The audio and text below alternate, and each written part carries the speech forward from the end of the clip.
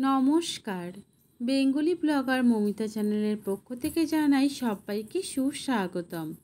আমি ভালো আছি, ভগবানের আশীর্বাদে। আশা করছি আপনারা সবাই ভালো আছেন এবং শ্রী শ্রী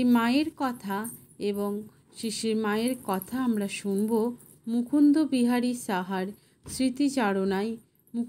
মুকুন্দ বিহারী সাহা বলেছেন 1910 খ্রিস্টাব্দের ঘটনা। নিচে ছিলেন স্বামী শারদানন্দ মহারাজ। তার অনুমতি নিয়ে দোতলায় গেলাম মাকে প্রণাম করতে। অপরূপ মাতৃমূর্তি শ্রীমা পুরুষদের সঙ্গে কথা বলতেন না, কিন্তু আমরা যখন প্রণাম করলাম মা আমাদের সঙ্গে কথা বললেন। মা জিজ্ঞাসা করলেন আমরা কি করি, কোথায় থাকি, দেশ কোথায় ইত্যাদি। মায়ের কথা ছিল অতি সুমিষ্ট। এই 2-4টি কথায় আমার প্রাণ ভরে গেল। বললাম, মা আমি নেব। স্নিগ্ধ হেসে মা বললেন, ব্যস্ত বাবা, কাল সকালে এসো। বললাম, কি নিয়ে আসবো মা বললেন, কিছু না, শুধু 2টো ফুল। পরের দিন সকালে মায়ের বাড়ি গেলাম, সঙ্গে শুধু 2টি ফুল দীক্ষা হয়ে গেল। এবং মায়ের এক সেবক বললেন, মিষ্টি আনুনি? কথাটা শুনে খুব লজ্জা পেলাম। পরের দিন কলেজে ছুটি হলে মাকে প্রণাম করতে ছুটলাম। গতদিনের কথা মনে ছিল। দোকান থেকে একটুখানি মিষ্টি কিনে নিয়ে গেছি। যে মহারাজ গতদিন মিষ্টির কথা বলেছিলেন তিনি বললেন, এখন কোত্থেকে? বললাম, কলেজ থেকে সোজা মিষ্টির প্যাকেটটি মহারাজকে দেখিয়ে বললাম, মায়ের জন্য এনেছি। মহারাজ বললেন, বোকা, কলেজে কাপড় না ছেড়ে মিষ্টি নিয়ে এসেছো? ও মা কি খাবেন? মনে ভারী কষ্ট হলো।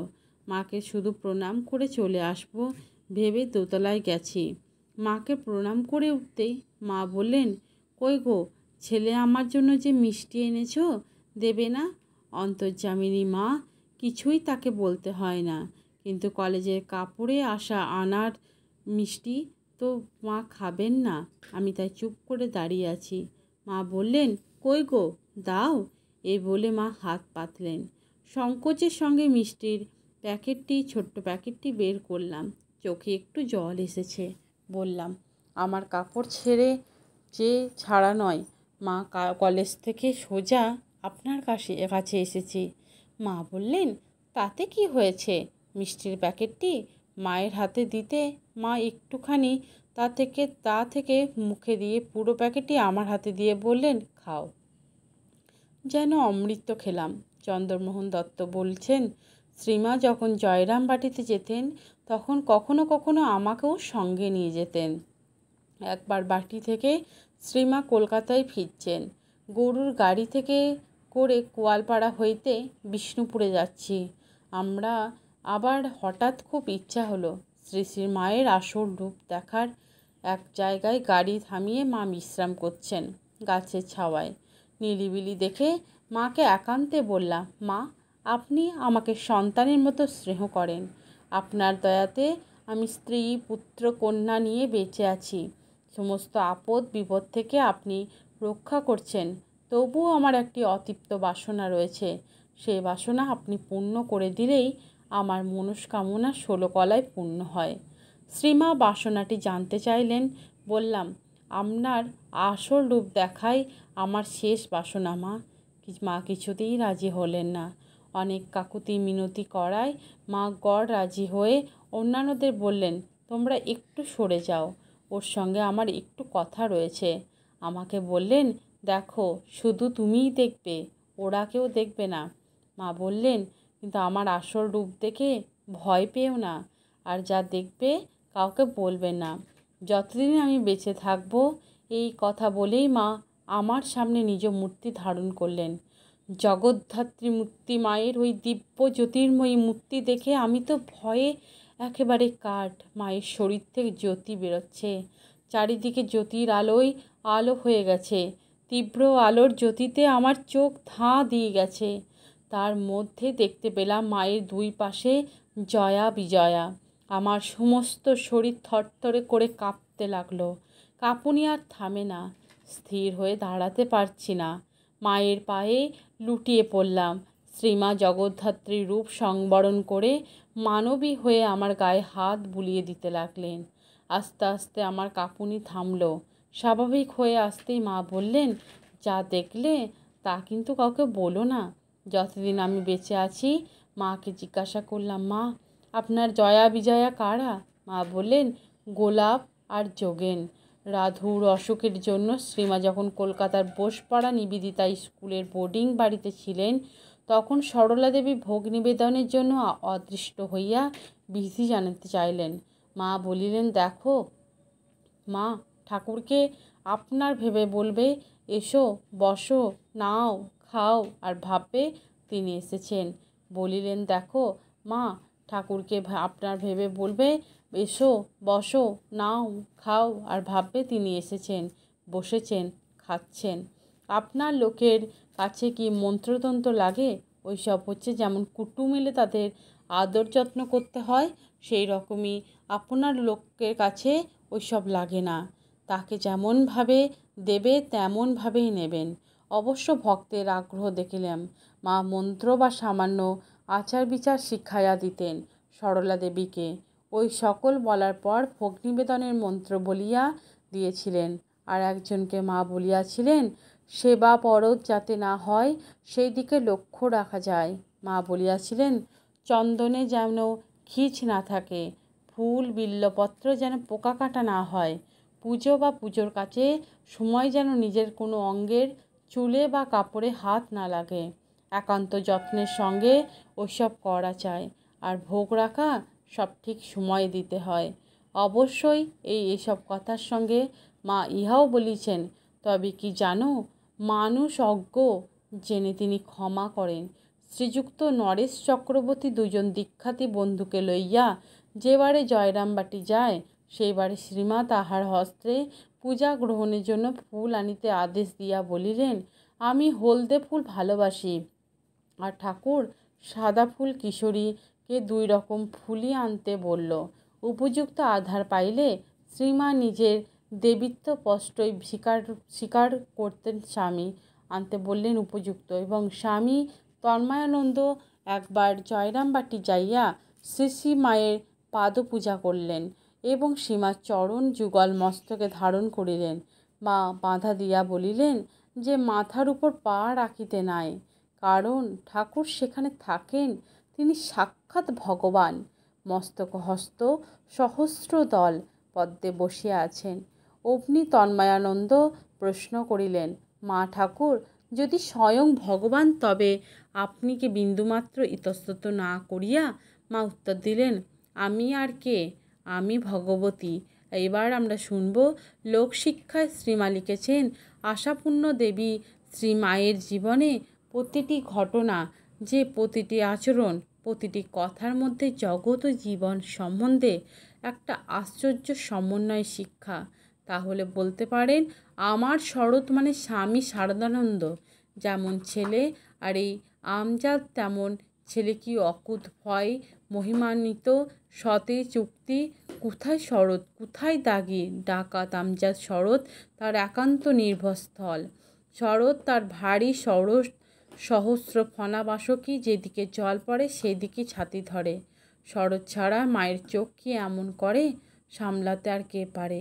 অথচ সাম্যের যে আদালতে রায় হয়ে গেল, আমার শরৎ যেমন ছেলে, এই আমজা তেমনই ছেলে। এমন সংখ্যাও মনে এলো না যে শরৎ কথা শুনলে কি মনে করবে না। মায়ের সংখ্যা নেই, যেখানে বিশ্বাস সেখানে সংখ্যার কোনো স্থান নেই। আত্মবিশ্বাস থেকেই অপরকে বিশ্বাস। মায়ের সন্তানেরা কেউ মায়ের উপরে বিরূপ হতে পারে বা রাগ করতে পারে? মা এমন কথা যে ভাবতেই পারতেন না। মঠের সেই চর বিয়োর কাহিনী ভাবা যাক, যা স্বামীজি তাকে মঠ থেকে তাড়িয়ে দিয়েছেন চুরির অপবাদে। সে এসে কেঁদে পড়ল মায়ের কাছে, সহানুভূতি ভরা, মাতৃ হৃদয় স্থির থাকতে পারল না। বাবুরাম মহারাজকে ডেকে বললেন, দেখো বাবুরাম, এই লোকটি বড় গরিব, অভাবে তাড়নায় ওই রকম করছে। তাই বলে নরেন ওকে গালমন্দ করে তাড়িয়ে দিলে সংসারে বড় জ্বালা। তোমরা সন্ন্যাসী, তোমরা তো আর কিছু বোঝো না, একে ফিরিয়ে নিয়ে যাও। এখানে মায়ের মনে এলো না নরেন রাগ করবে কি না, বা নরেন আমার কথা রাখবে কি না। এমন সহজ নিশ্চিন্তা আসে শুধু ভালোবাসার অসীম ক্ষমতা থেকে। আজকের যুগ ভালোবাসার সঞ্চয়ে কুমুত্র যেমন দেউলিয়া হয়ে যাচ্ছে, হারিয়ে ফেলছে ভালোবাসা, তো আজকে যেন কেউ কারোর অন্তরঙ্গ নয়। এবং নিঃসঙ্গ যুগের বকবিদ সমস্যার মধ্যে এইটি বোধহয় সবথেকে বড় সমস্যা। এই ভালোবাসাহীনতা এই সমস্যা যুগকে সূক্ষ্ম করে ফেলেছে এবং যে ধ্বংস করে ফেলতে চাইছে। মানুষের মধ্যকার মানবিকতা বোধ থেকে মনে হয় এখনই বিশেষ প্রয়োজনের ক্ষণ এসেছে। অগাধ ভালোবাসা তার সঞ্চয় ভরা শ্রী মায়ের জীবন ও বাণীর প্রয়োজনের ক্ষণ এসেছে। অগাধ ভালোবাসার তার সঞ্চয় ভরা শ্রী মায়ের জীবন ও বাণীর অনুধ্যানে এমন সহজ সাধনা আর কোথায় মিলবে? এমন আটপৌর ঈশ্বরী ভক্ত আর ভগবানের মধ্যে দূরত্ব গোছাবার সহজ কৌশলটি আবিষ্কার করেছিলেন শ্রী শ্রী মা সারদা। কোথাও কোনো ব্যবধান নেই, শুধু মা আছে আর সন্তান আছেন। জাগতিক সম্পর্কগুলি ক্রমশ তুচ্ছ হয়ে যাচ্ছে। সবাই ডাকছে মা, সবাই বলছে। মায়ের কাছে জাতিভেদের বিন্যাস আলাদা, তার কাছে ভক্ত একটি বিশেষ জাত। সেটি খুব উঁচু জাত। ভক্তেরা আসবে, ভক্তেরা খাবে, ভক্তদের কষ্ট হচ্ছে, এই নিয়ে তার ব্যস্ত এবং তার শেষ নেই। জাতি ধর্ম বর্ণ নির্বিশেষে ভক্তদের এটাও পরিষ্কার করতেও দ্বিধা ছিল না। মা যেন ভক্তদের প্রতি ভক্তিরই প্রকাশ, কিন্তু আচরণ পরায়ণা নলিনী এবং দিদি বলতেন, মা গো, 36 জাতের এটুকু রচ্ছ। মায়ের অনাস উত্তর যে আমার 36 কোথায়? হ্যাঁ, সবই তো তার ভক্ত তো বটেই। অবোধ অজ্ঞান মাঝে মাঝেই মা খবরের কাগজের পাঠ শুনতেন। তখন স্বাধীনতা আন্দোলনে, কাল রাজনৈতিক নির্যাতনে, বিশেষ করে মেয়েদের উপরে অত্যাচার শুনলে ঠাকুরের ছবির কাছে গিয়ে ক্ষুদ্রভাবে বলতেন, এসব কি হচ্ছে? অথচ কেউ ইংরাজি সম্পর্কে ঘৃণা প্রকাশ করলে বলতেন, তারাও তো আমারই ছেলে। তার বাণী, তার জীবন মালা ছেঁড়া মুক্তর মতো অজস্র অমূল্য বাণী ছড়ানো রয়েছে। শ্রীমায়ের নিত্যদিনের একটি সহজ কথার মধ্যে যে বাণীর অন্তর্নিহিত তত্ত্ব, তার আপন জীবনের প্রতিটি পদক্ষেপে, প্রতিটি নিঃশ্বাসে প্রশ্বাসে মূর্ত হয়ে প্রকাশিত, নারী পুরুষ গৃহস্থ সন্ন্যাসী সকলের জন্যই ছিল। তার পথ নির্দেশের শিক্ষাবাণী সহজ সরল সাধারণ ঘরোয়া কথার মধ্যে জীবননীতির কি অসাধারণ মন্ত্রগুলোই রেখে দিয়েছেন।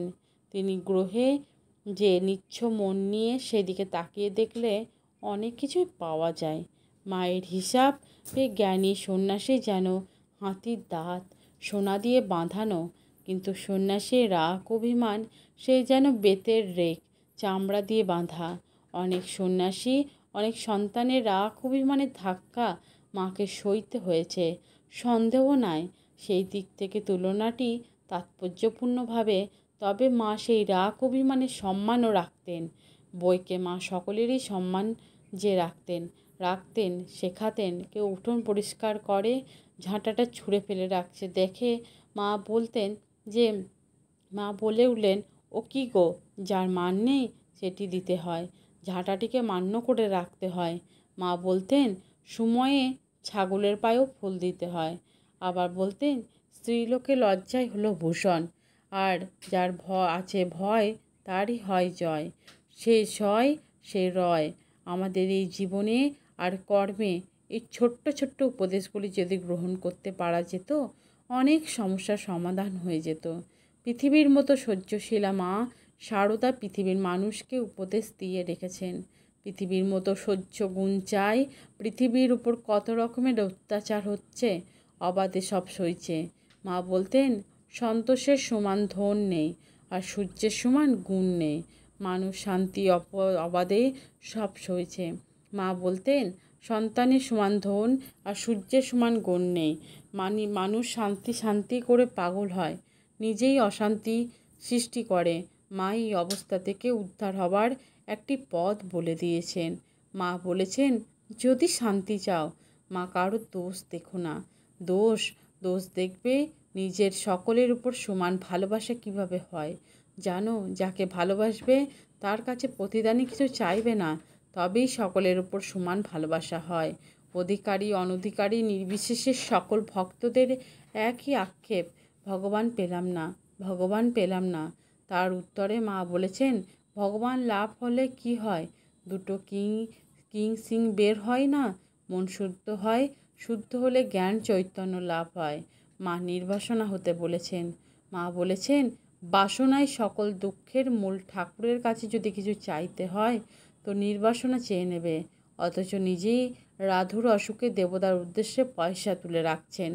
দেখে কোন ভক্ত মহিলা বলছেন যে, মা আপনি কেন এরূপ করেছেন? মায়ের তৎক্ষণাৎ মীমাংসা। অসুখ হলে ঠাকুরদের মানত করলে বিপদ কেটে যায়। আর যার যা প্রাপ্য তা দিতে হয়। তা গৃহদেবতা, কুলদেবতা, গ্রাম্য দেবতা সকলেরই যে কিছু প্রাপ্য থাকে সেটি উল্লেখ করে বোঝালেন মা। সকল সমস্যা আর সকল সংশয়ের মীমাংসা তার কাছে যেখানে যেমন থাকে তেমন, যখন যেমন তখন তেমন। মা বলতেন, জলে ইচ্ছা করেই পড়ো, আর কাছে যেমন যেখানে যেমন সেখানে সেমন। জলে ইচ্ছা করেই পড়ো, কেউ ঠেলে দিলে দিক, কাপড় ভিজবেই। জোর করে জপের অভ্যাস করলেও জপের মন্ত্রটি কাজটি হবেই। কিন্তু কিছু এমন কত কথায় অহরহ বলে গেছেন মা, উঠতে বসতে চলতে ফিরতে জগতে মহৎ আদর্শের অভাব নেই, মহৎ বাণীর অভাব, শুধু গ্রহণের চিন্তার অনিচ্ছুক। শিশুকে মা যেমন তার পুষ্টির লেগে পড়ে ভুলিয়ে ভালিয়ে ধরে বেঁধে দুধটুকু না খাইয়ে ছাড়েন না, শ্রীমাও তেমনই তার সন্তানদের জন্য লেগে পড়ে থাকে। ভুলি ভালিয়ে ধরে বেঁধে আনন্দলোকের অমৃত স্বাদটি পাইয়ে তবেই ছেড়েছেন। যুগে যুগে কালে কালে লোক উদ্ধার করতে ঈশ্বরের অবতারণ ঘটে। সমাজ যখন আত্মবিস্তৃত হয়ে বিভ্রান্তির পথে ছুটে কল্যাণ অকল্যাণ শ্রেয় অশ্রেয়র পার্থক্য হারায়, মানুষ শব্দটির অর্থ বলে, তখনই ঈশ্বরকে নেমে আসতে হয় আলোর মশাল ধরে অন্ধকার যুগকে পথ দেখাতে। মায়ের কথা। আজকের এই ভিডিওটা এখানেই শেষ করছি। যদি ভিডিওটা ভালো লেগে থাকে একটা লাইক করবেন, আর আমার চ্যানেলে নতুন বন্ধু হয়ে থাকলে আমাদের বেঙ্গলি ব্লগার মৌমিতা চ্যানেলটিকে সাবস্ক্রাইব করার জন্য অনুরোধ থাকলো। সকলে ভালো থাকবেন, সুস্থ থাকবেন, সাবধানে থাকবেন। জয় ঠাকুর, জয় মা। তো চলুন, টাটা, বাই বাই।